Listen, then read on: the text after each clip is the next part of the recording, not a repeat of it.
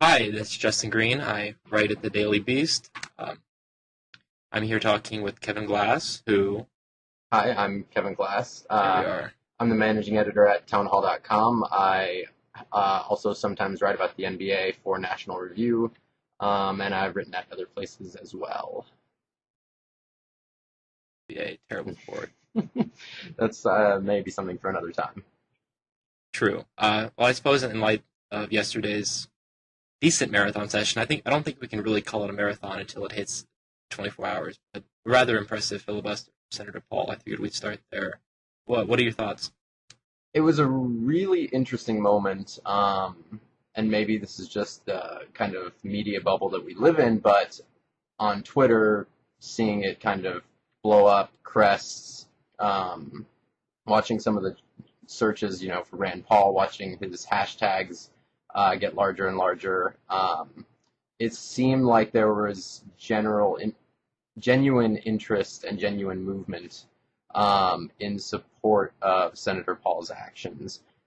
Uh, the long-lasting policy effects of what happened last night, I think, are certainly up in the air.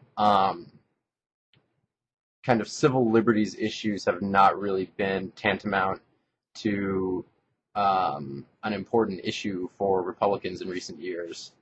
And Senator Paul, and to a lesser extent, Senator Mike Lee of Utah, who joined him for certain stretches last night and throughout the day yesterday, have been certainly minority voices in the Republican Party on this issue, and particularly with relation to John Brennan's nomination.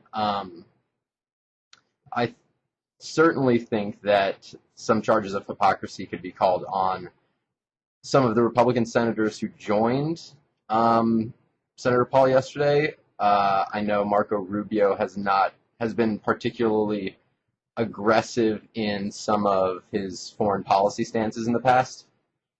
Right, right. I think it'd be rather fair to call him a hawk. Yes, exactly. So, So it was rather surprising to see him on the floor.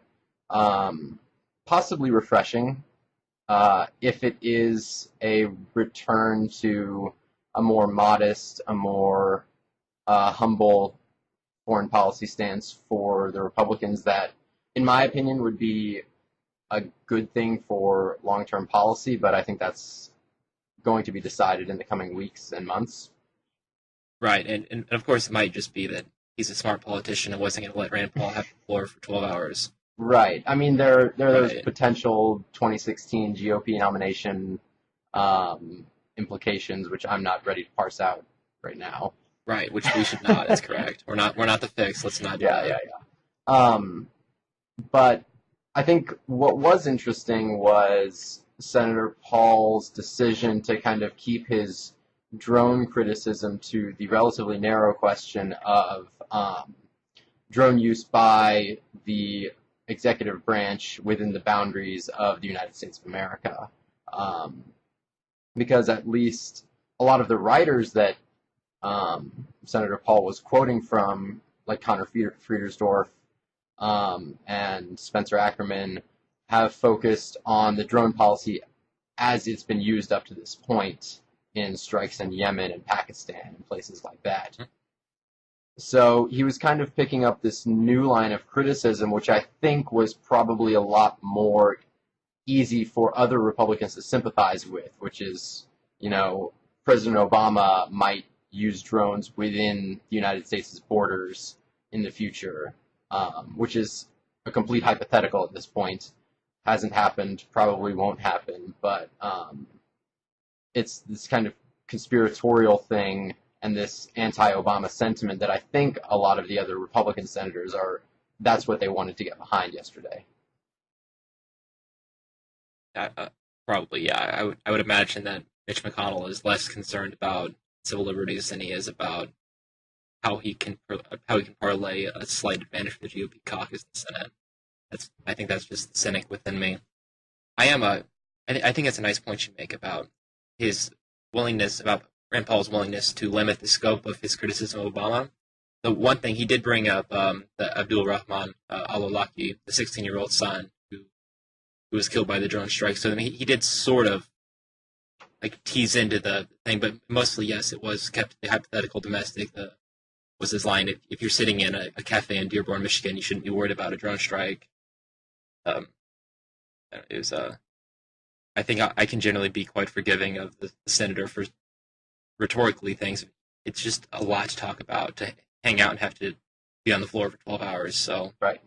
I was quite impressed that he kept the subject on that at all, rather than talking about the Wildcats or some other thing that might be. Like, I don't know. I was trying to think of how I would potentially handle the floor if I had to be on my feet for 12 hours and talk about things. It would be I don't know. I don't think I'd want it to be entered in the public record because it would be so banal and inane that it probably would just not be terribly. It's not something I would show to my grandkids someday and say, "Look, awesome! I talked publicly on C-SPAN for 12 hours. Here's what I said." Right.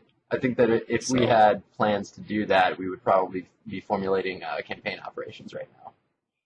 Perhaps, yeah.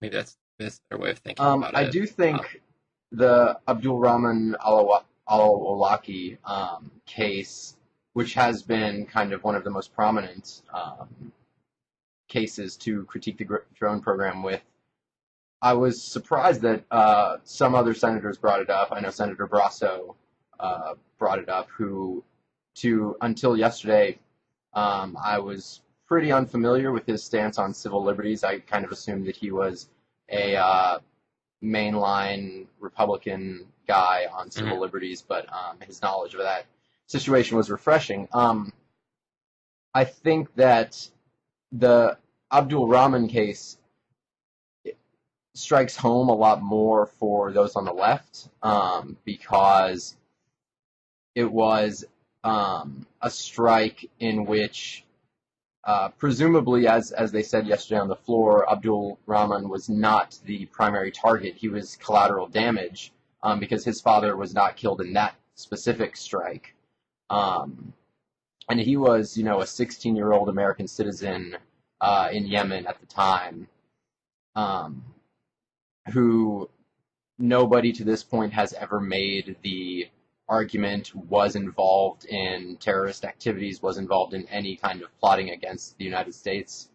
And that usually strikes closer to what we, I guess, would call traditionally civil libertarians' hearts, rather than this kind of hypothetical drone strikes in America line that the Republicans were picking up yesterday.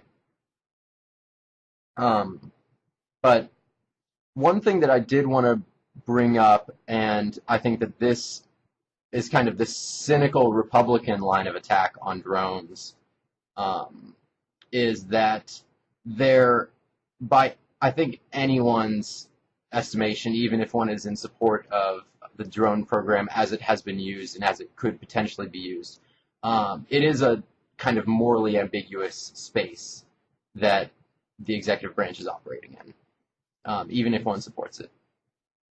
And I think that the Republicans are kind of burned by the Bush years, in which the executive branch took morally ambiguous policies and enacted them in the war on terror, and Republicans were attacked pretty relentlessly by Democrats as bad people, morally bad people, for supporting these policies.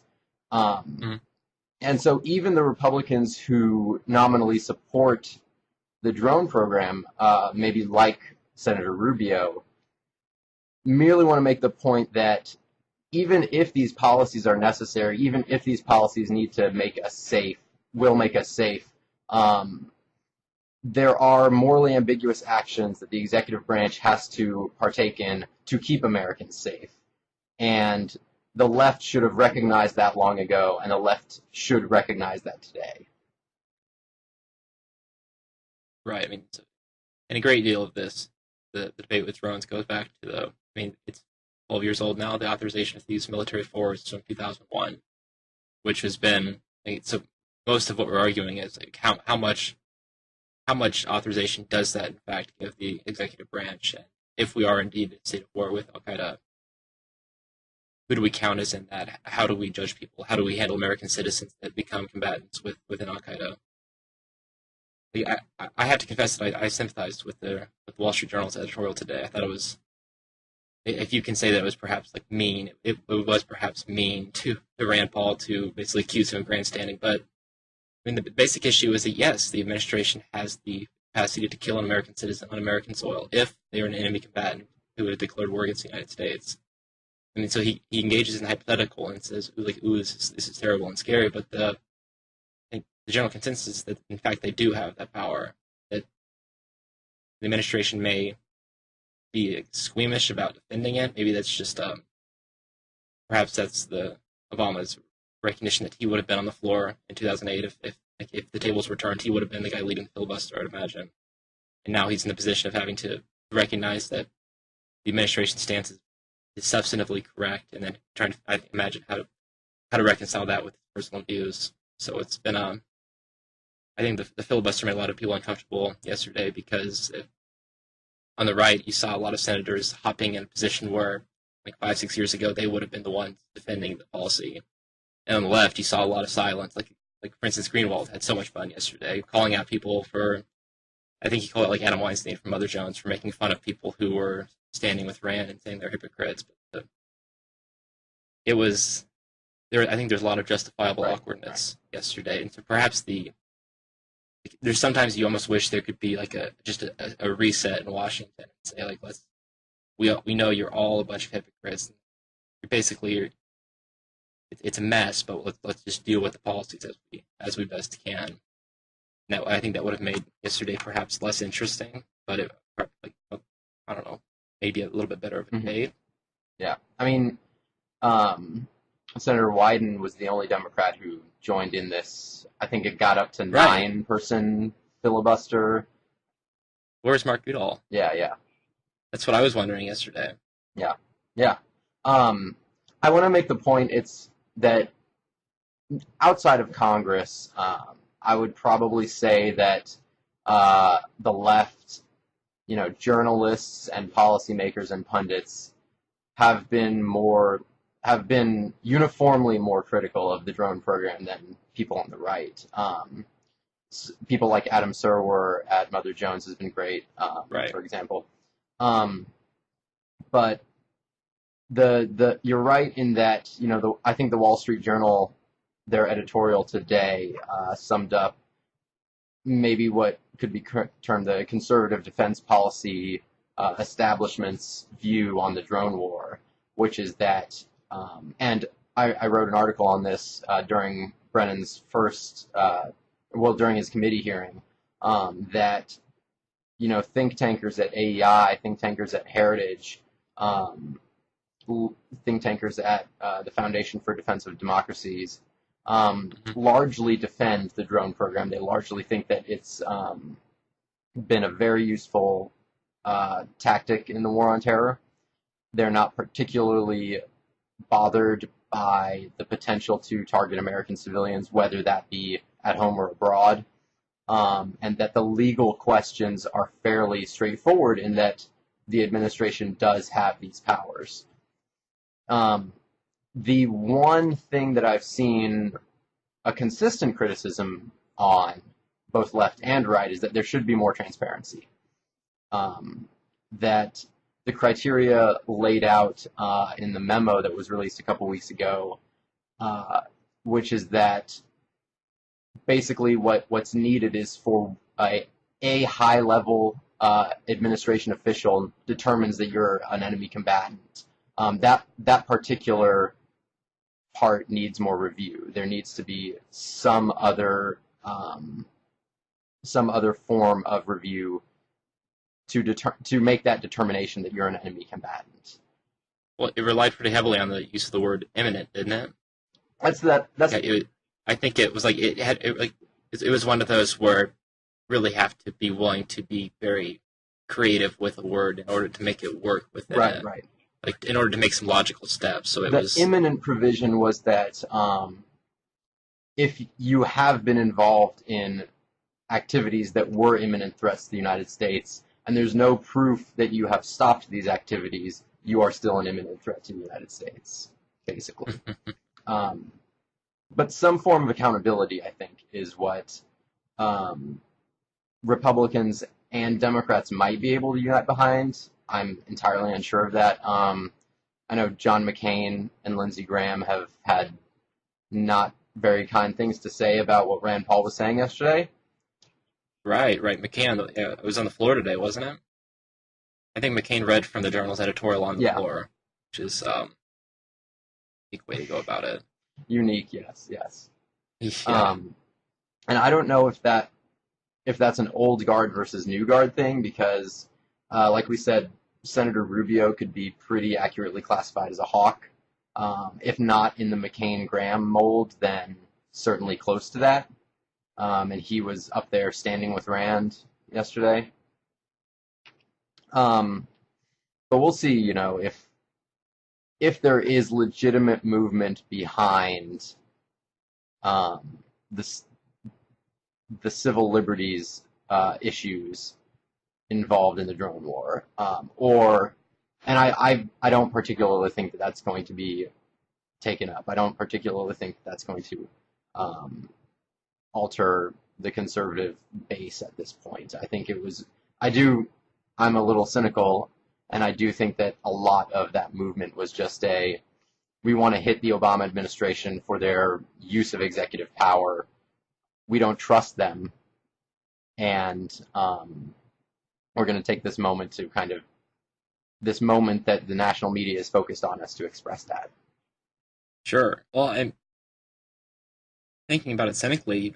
I'm fine with partisanship because it encourages people to behave like that.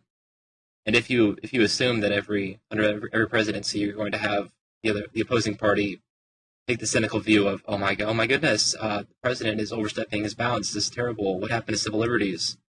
You figure that if that happens every time, if it happens in a relatively decently savvy political manner, it should be helpful, like an institutional tool to push back against the office of presidency.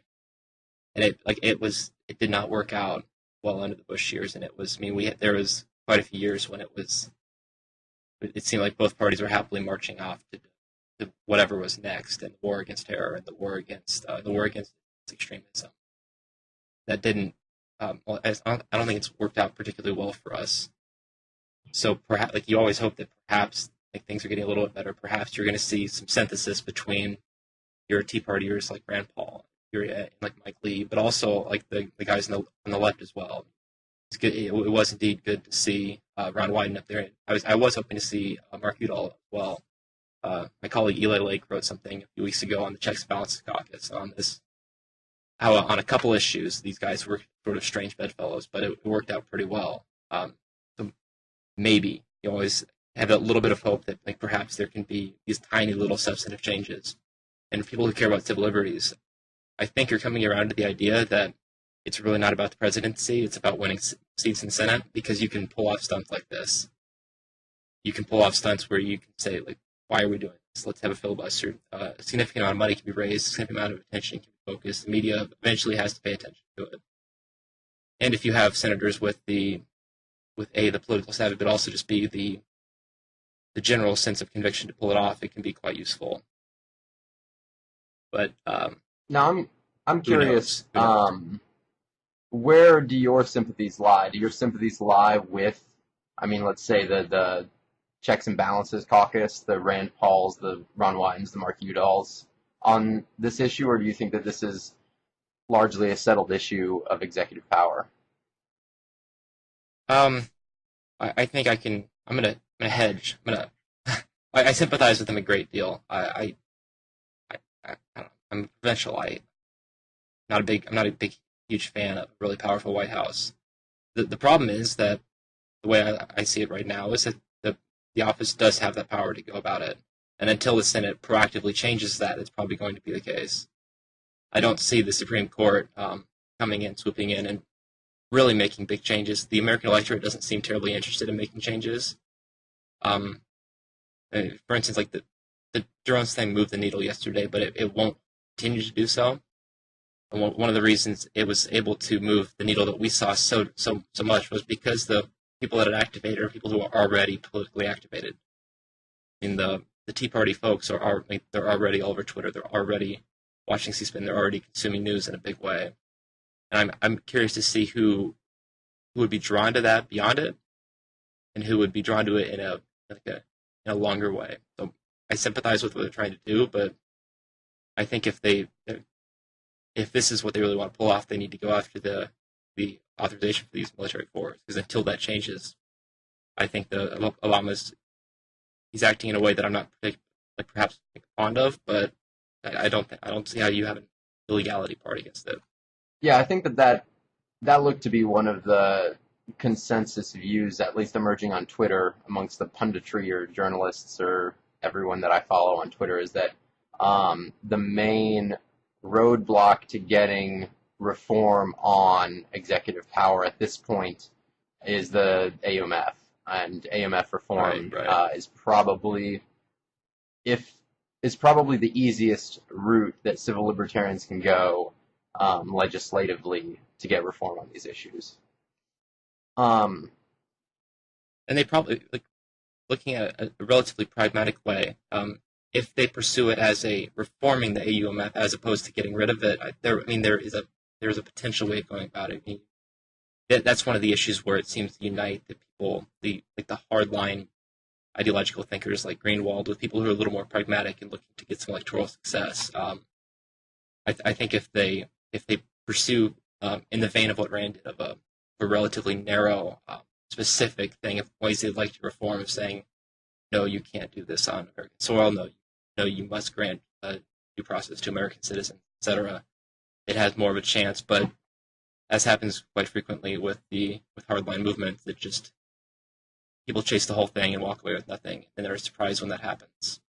Now, you characterized, I guess, the undercurrent of what Senator Paul and Senator Lee were doing as maybe rooted in the Tea Party. Do you think that that's accurate, that it's this insurgency, So I don't think that, I think that the two of them would be there regardless, perhaps, and I don't imagine that Rand Paul's views or Mike Lee's views in that sense were changed by it, but they're in D.C., I think, in large part because of the Tea Party. Okay. I don't see where they both broke through establishment candidates, establishment choices, and they're there in large part because of the American electorate, at least within the GOP base, shifted pretty sharply in the wake of Iraq, in the wake of the bailouts. So I don't think that changed them in any way, but I think it made it possible for them to be here. No, right. I don't mean to say that they themselves have been changed in that way, but do you think that civil liberties issues are closer to the hearts of what we would characterize as Tea Party type people than they are to the average Republican voter?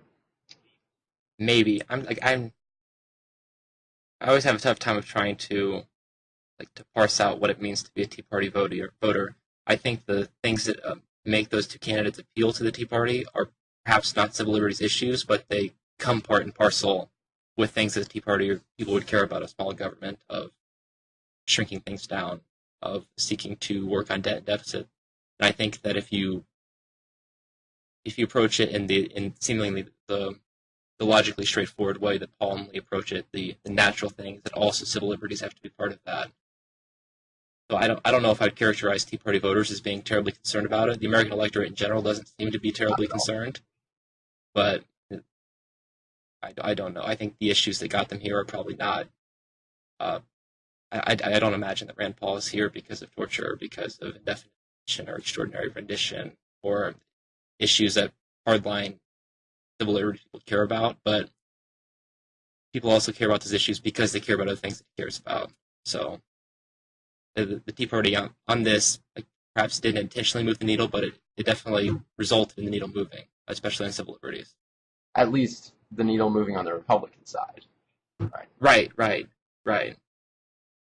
Which is one of those things that's weirded me out about Occupy Wall Street. I thought for a long time there would be a chance for the two of them on those issues to kind of unite, and that fizzled pretty hard. Yeah, there seems to be a almost natural animosity between not necessarily the ideas that undergird the movement, but the participants in those movements themselves, Tea Partiers and Occupy Wall Streeters. Which is I don't know. It's always that part's always confused me a little bit because some of the more populist elements of both are almost perfect overlaps, but there's just never been that. And perhaps it's one of those. I mean, like yesterday, I saw a lot of snark on Twitter about Rand Paul about how he's really great on this, but he's terrible on everything else.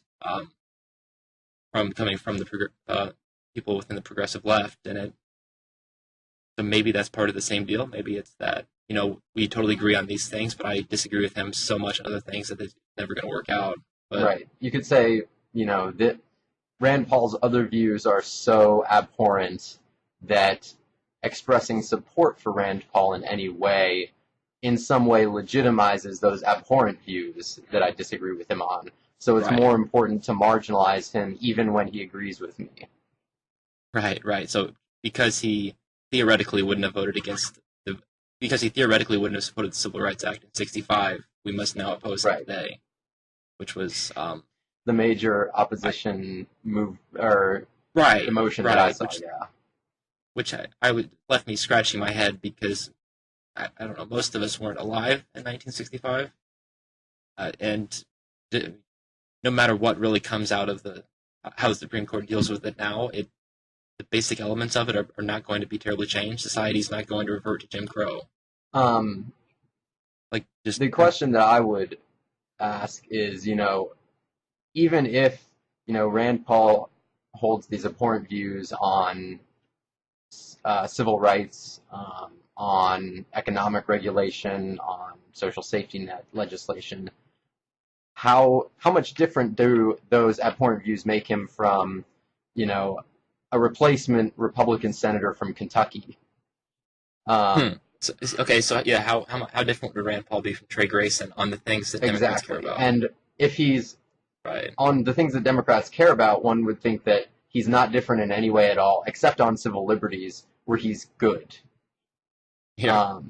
That, to me, if you're from the opposition party, Rand Paul's marginal value add to the Senate is greater than the average Republican. So the concern becomes when he steals a little bit of your own thunder. If you're an average Republican, you can oppose in everything.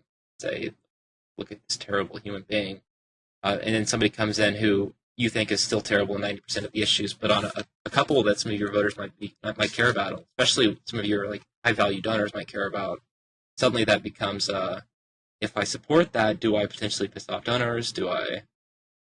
So who knows? I'll perhaps forever be baffled why certain people can't make common ground on very core things. But that's I suppose you said you're worried that he might steal someone's thunder, but whose thunder is he stealing? Ron Wyden was up there yesterday, and no one else. Right. He doesn't seem to be taking momentum from elected Democrats on those issues right now. I suppose that's probably a decent point. I'm still trying to reconcile how how somebody can make the shift, which you would think would take 10 or so years to go from staunch opposition to something within 5 years to being casually for it. Still trying to figure out how somebody can get there. I think we'll see that if we get President Rubio in 2016. Right. And things will completely flip, and Democrats will return to being concerned about the deficit because of it's our children's future that we have to be concerned about, like Obama. Or because we'll start new wars, and those are a huge drain on the budget. Right. Yeah. But and plus, you can't trust the president to have the power of drones because that's terrible. But we can trust Obama to do it. So it's. Well, I see a certain amount of consistency in that. If you trust President Obama to use drones, then you trust him to use drones. If you don't trust someone else to use drones, you don't trust someone else to use drones. And if you're a pure pragmatist who basically ignores the structural limitations of the government, if you could say, when someone that I trust is in office, he gets more power, and when someone I don't trust is in office, he gets less power, there's a certain amount of consistency there. But it works against the political science literature, which is that the office doesn't change much. It doesn't change very quickly. Right.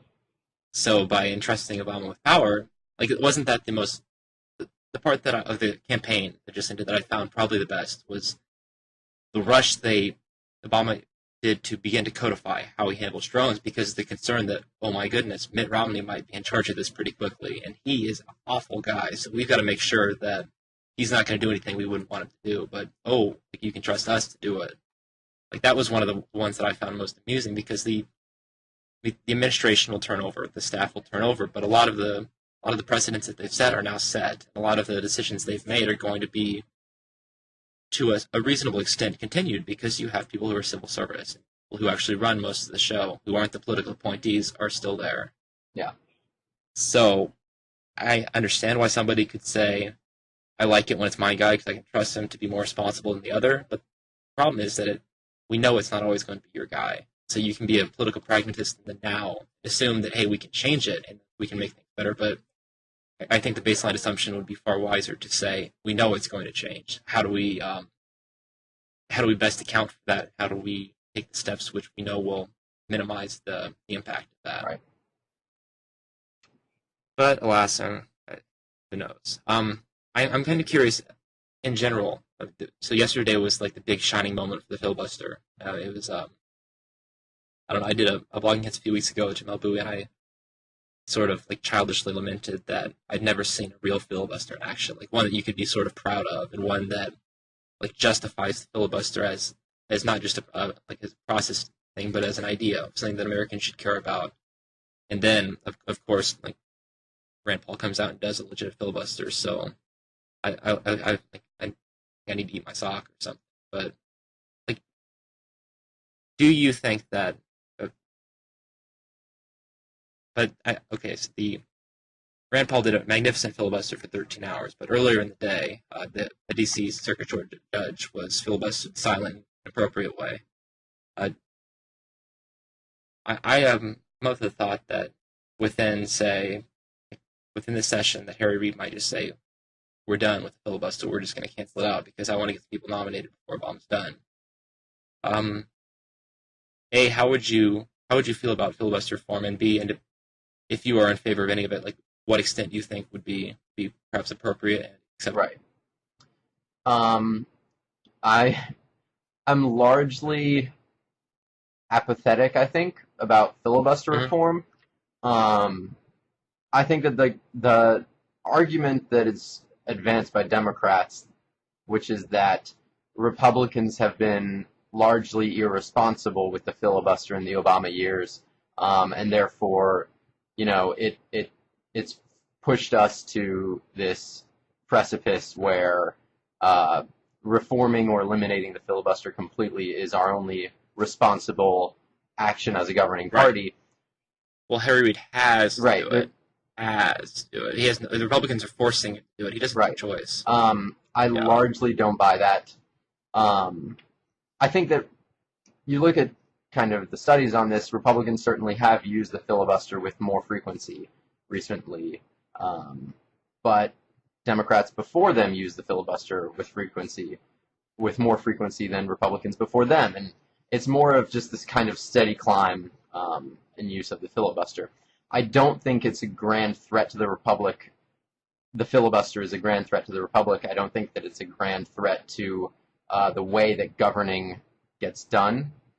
I think that it's made governing different than in the past. Well, let's say exceptionally inconvenient. Sure.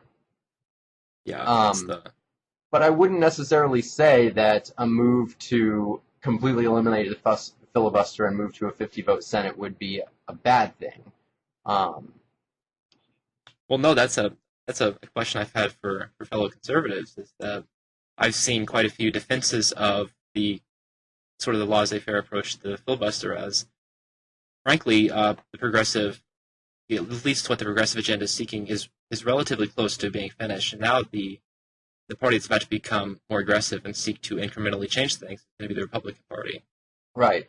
So I'm intrigued by I find that idea wrong, I think, but also it seems to be of how the Republican Party, at least for the last 40, 50 years, has been the one kind of seeking to pull back the tide and say, like, let's slow down here, kids. Let's relax a little bit.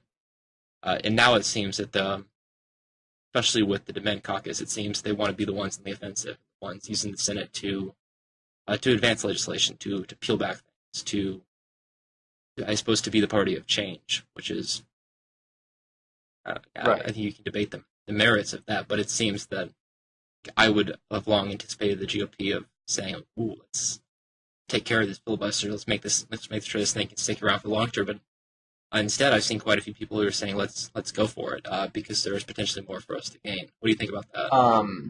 I certainly think that that's true. I've seen the argument, like you said, being made that the Obama presidency has cemented the liberal project, and now what liberals need to do is protect the liberal project that they've built with Social Security, Medicare, Medicaid, Obamacare. They have the social net programs that, at least in theory, they've been pushing for 60, 70 years. And that now what's important is to defend those legacies. And that reforming the filibuster to 50 votes would obviously give Republicans a much easier time in rolling back the liberal project. I think that is a real concern that progressives should probably have. I think it's probably a bit overblown in that, Republicans are going to have a real hard time just getting rid of Social Security and Medicare, for example. Right. Which is part of the same approach, though. Like, for instance, whenever I talk about a pet thing of mine is that I want to work to cut payroll taxes on the working class. I think it's a much more advantageous process than trying to push income taxes on the rich for the GOP. The reflexive encounter I receive every time from the left is, "Oh my goodness, you're trying to completely destroy Social Security. You capitalist monster," is essentially the process. So it seems that if you look at it from the bigger picture, is that the Democratic Party is transitioning into being the more conservative one. They're trying to preserve the third element of their great New Deal project. In the 30s they got Social Security, in the 60s they got Medicare, Medicaid, and now they finally got the finishing touch on healthcare. You could say that perhaps the final step is a single payer, but I don't see that happening in the near future. And for right now, getting Obamacare passed through was quite an accomplishment. Now they have to prevent what happened in the 40s and 50s, and then what happened in the 70s and 80s, and now what might happen in the next decade, which is the national conservative reaction against it. So I understand why Harry Reid perhaps said, "Let's not reform the filibuster," because this could get rolled back pretty quickly. But I also see an electoral coalition that Obama's built that looks pretty healthy, is younger rather than older, should age fairly well. Yeah, I agree with that. I think that, and I'm not that familiar with Harry Reid's previous statements on the filibuster. I know he's been back and forth, and he's as cynical as you can imagine. He was the most powerful defender of it back when he was in the minority, and then now he's saying, "Oh my goodness." I think that he's saying that now because that's what the political winds are telling him to say. Because he's also cynical. But I do think that he is kind of an old school lover of Senate procedure, legitimately. So he probably has at least some sort of emotional attachment to the filibuster, independent of its effect on policy. Right. And one thing that I think is interesting is, I think it was yesterday, there was that little love song to John Boehner and TNR, which was really neat. Kind of talk about how he handles the different wings within his caucus. I think Harry Reid has, to a small extent, to do something very similar, which is he has an increasingly young group of Democratic senators who don't really have an understanding of the filibuster because they've grown up seeing it used the way that we think of it as just everything takes 60 votes, everything's slow, everything's held up, everything is being silently filibustered. And I think he recognizes that he has to buy the filibuster a little bit of time, which in its own kind of perverse way, Rand Paul might have helped him a little bit with by showing the filibuster can actually be used in the a relatively appropriate manner. We'll see, I think, though. I think that all Harry Reid needs to convince the younger members of his caucus of the merits of the filibuster is a Republican majority in the Senate. And we could see that as soon as next year. We could, yeah. I remain cynical. Oh, I'm eternally a pessimist on my side's chances of winning electoral office, but the math certainly looks favorable. Oh, yeah, I don't disagree with that least.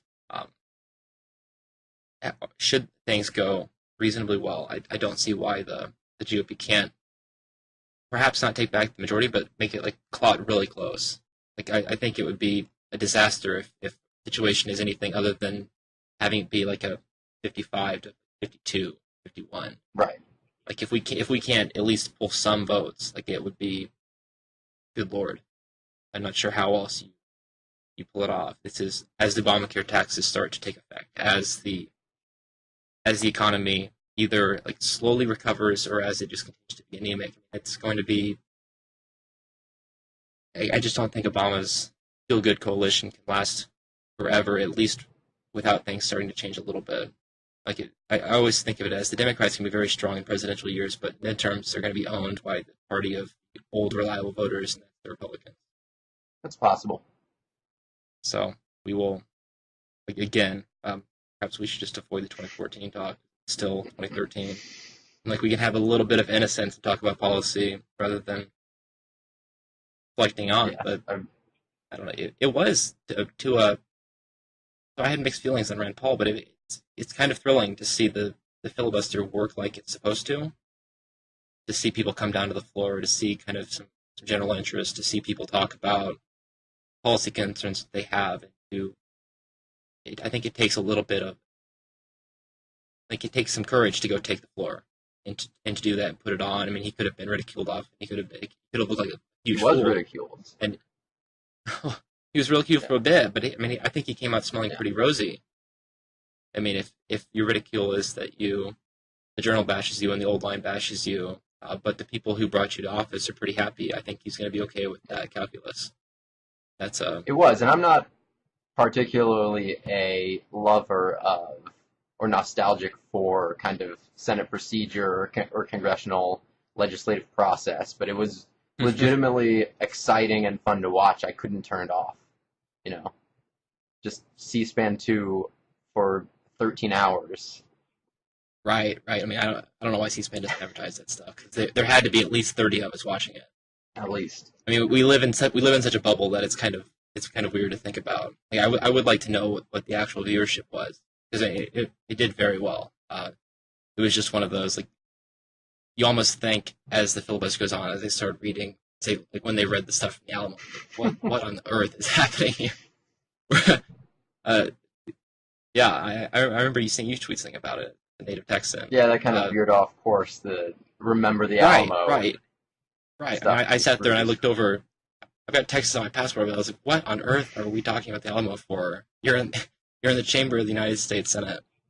Bravo to the state loyalty. That thing. That's pretty." I was surprised that, and I haven't checked the transcripts on this, but I'm relatively certain that Benghazi was not mentioned in 13 hours of Republicans speaking on the floor. That's got to be a record. But legitimately, that's been kind of their cudgel against Obama in the last few months. And if that dies down and is replaced by even a cynical statement about drone policy, I think that is a massive shift in the right direction for policy. Absolutely. That was in the initial thing against Brennan was that he was going to be filibustered because of Benghazi until they got more information on Benghazi, until we found out what actually happened. I mean, just one of these where things really just built some steam, and to see it become about, because it seems that this sort of Benghazi is the American government didn't do is they didn't provide the security they absolutely should have, and that the ambassador was perhaps not as careful as he should have been, and they should have been in a secured compound on the big anniversary rather than being somewhere where it was so dangerous. It's still not certain what the Republicans can really pull from that, but it's really good to say, hey, we have concerns that are beyond stuff that we've railed about since September. Yeah. So it was, I don't know, I was happy to see the conversation shift a little bit. I think the more that Republicans talk about things that we've talked about for a very long time, perhaps the less helpful. And so when we talk about things that might perhaps like shift the voter base just a little bit, that's probably not the worst thing in the world. Absolutely agree with that. I think that So we're seeing a little bit of, I mean, it's not particularly reflected, I don't think, in elected Republicans at this moment, but a little bit of introspection on the part of the conservative movement that I think is a very healthy thing. And that, I'm quite optimistic about that. It seems that, there was this little pundit perception for 2 weeks after the election that, all right, we can get this fixed by 2014. We're going to be good to go, all shaped up, everything's fixed. We're going to find the thing that's really going to get it. But these things kind of take time. Movements, you don't build movements in a campaign cycle. You're not going to change a movement campaign cycle. But when you can shift the GOP's primary policy goals from perhaps seeking to cut taxes on top earners to perhaps tax reform instead, and when you can shift things to say from using very bellicose language and immigration to perhaps things a little bit softer, these small incremental steps can be quite useful. And if it takes a decade to get to what a reformer wants it to be, that's part of the process. Elections take time. And moving the base takes quite a while as well. So I'm heartened by the last 6 months or so, and we're not going to move from Mitt Romney to John Huntsman in 2016.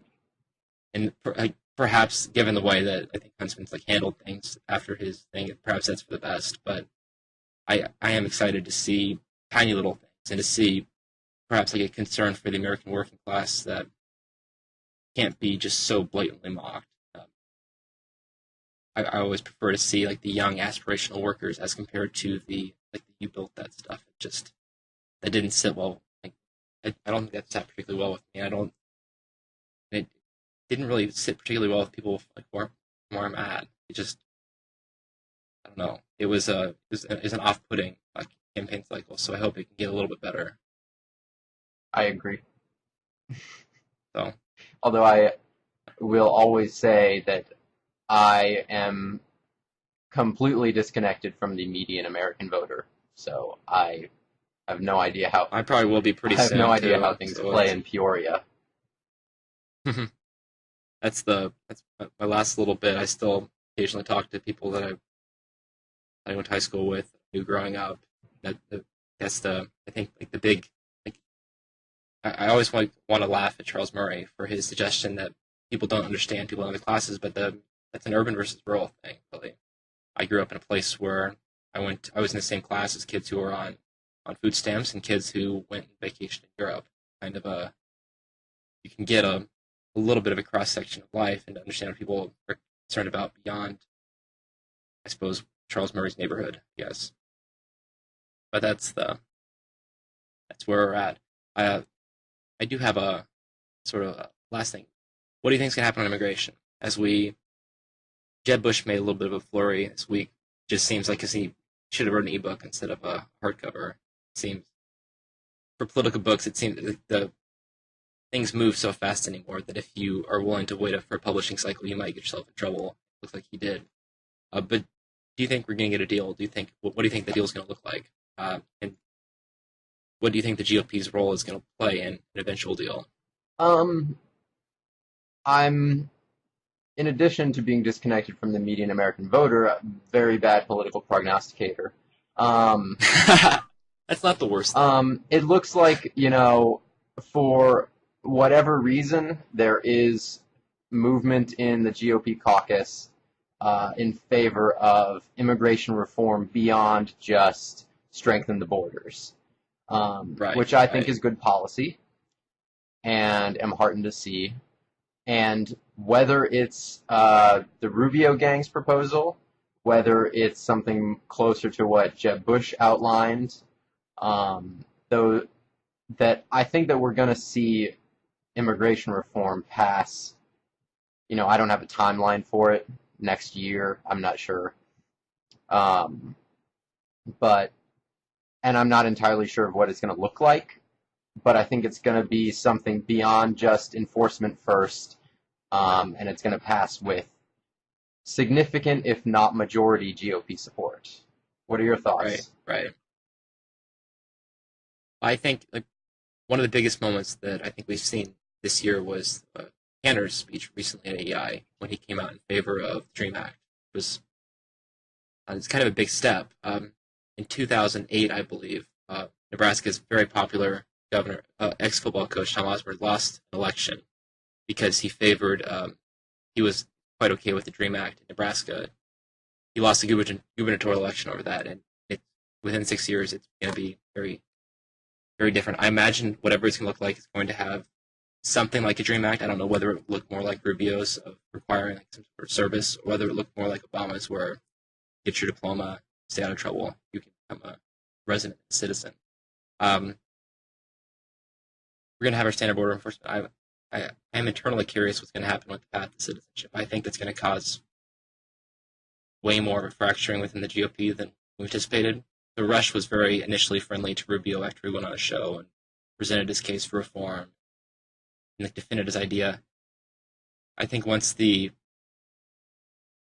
reality of setting a path to citizenship for 12 million odd people starts to hit, that you'll begin to see some real groundswell opposition. I don't know what, like, to what extent that will look like, but it's been the last time we did an amnesty thing was 86. It did not exactly turn out like we were initially hoping. And despite the thing about whole immigration from Mexico is dropping and it's getting better, it's in large part because Mexico's economy is getting better. Their outlook's looking pretty good. B, ours is not. So why would they come? But also because there's going to be future waves from other places. That the next wave of immigration might be Pakistan, might be from, like, say, from the Middle Eastern areas once it starts to calm down. So I don't know. I'd like to say that the GOP will like triumphantly ride, and we're going to get this immigration reform passed, and it's going to fix everything, and it's going to fix our relations with Hispanic voters, and that I don't know, like things are going to get pretty great, but Washington's kind of a messy place. Coalitions form, fall apart, and immigration is going to be a very touchy one, especially once I would say if immigration drags into next year, especially if it starts to drag closer to like 2014, 2015, that's when you're going to get like some of the leading guys who are going to get cold feet because they're going to be looking at primary. Yeah. So we will see if they can get something done this year. I'm more optimistic. If it drags in next year, no. I think that the one thing that we could definitively say is that immigration reform passing with a lot of Republican support is in no way going to fix the Republican Party's demographic problem. Right. I think the Contra crowd right. hammer. Contra crowd hammer. The cynical idea that this is going to fix anything, it might marginally move the needle, but I think that having Obama not on the ticket is going to do more to increase Republican minority voter share than anything else, than any legislative process is going to pass. Because I think President Obama is a uniquely charismatic man and a unique politician who is very good at winning votes. Well, and it just, like, I think it does a disservice to Hispanic voters to assume that they would be like so inordinately grateful that GOP would like help this happen, that they would become permanent voters. Once people become citizens, they generally tend to behave like other citizens. They're going to look at things as pocketbook voters. They're going to look at things as like what services does the party provide that work for me, that help me. And so they're not going to be terribly concerned about, say, if a Cuban guy from Florida helped get immigration reform passed through. Like that's not reflective of the bulk of the immigrant population, and it's just not reflective of the way people tend to vote. So I'm heartened to hear you say that. You're not like the natural Hispanic conservatives thing. Kind of just a silly way to approach it. Yeah. Just, I don't know. I think that most of them are like voters, behave like voters. Well, if you're young, if you're single, you're like struggling with student debt. That seems to be Obama did pretty well with that crowd. So Republicans have to figure out how to fix that little issue. But like, yeah, I don't see how you're going to see like 90% plus black vote for Democrat again. I think typically it's close, but not quite that high, and you're not going to see quite that high Hispanic vote. You're probably not going to see quite that high of an Asian vote. So it's the demographic thing is a little bit Obama, a little bit Republicans, but a lot of people voting for their pocketbook. Right. So we'll have to. GOP's going to have to figure out how, as a small government party, to appeal to people's pocketbooks, which is why I'm all about the payroll tax, which is why other people are all about figuring out the right exemptions. Other people are figuring out how to get the economy to grow. So we'll see. The GOP will recover as it always does because America needs two political parties, and that one party can always be cynical enough to figure out what works, and that will become their thing. And I'm pretty comfortable, and it's pretty awesome. Yes, I don't think that we're going to see a major political party fade away anytime soon. No. This whole thing about, like, I've written apocalyptically before, the GOP will die if we do something. Well, GOP might die in like 20 years because it might become irrelevant, but there'll be something else that will happen. Like political parties that don't all of a sudden just go poof. The Whigs kind of disappeared in the 1840s and 1850s, but that's because they were losing voters to a different party. And until we see a party that's actually siphoning voters from GOP, I think we're going to be pretty calm. There's a little bit of an infrastructure there, a little bit of a donor base, a little bit of a voter base. So, but who knows? And speculating about 2016 is not very interesting, so let's definitely not speculate about 2040. How dare you? But okay, I think it's been a good chat. Great. Thanks a lot, Justin. This has been fun. Yeah. Bye. Bye.